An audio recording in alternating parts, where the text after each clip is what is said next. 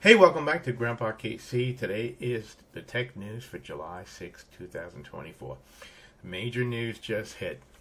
You know, tech enthusiasts, you love the latest gadgets. You love the latest things. You're able to get on demand, make a part, have a design, have it printed. No big deal.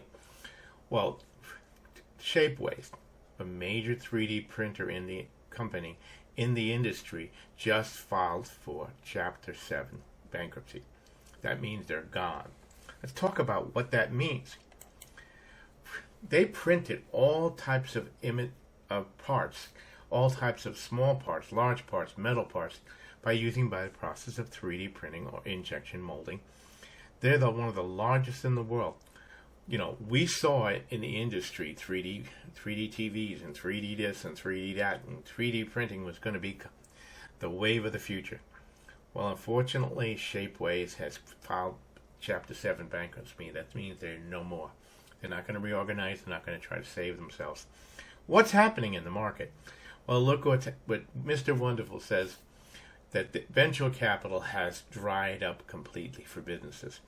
And with interest rates so high, like 39% for credit cards, companies are having harder and harder time making their bills, paying their bills.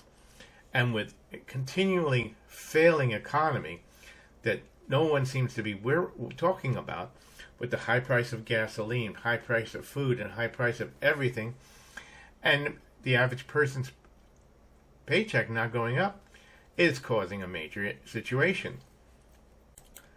And the list is growing.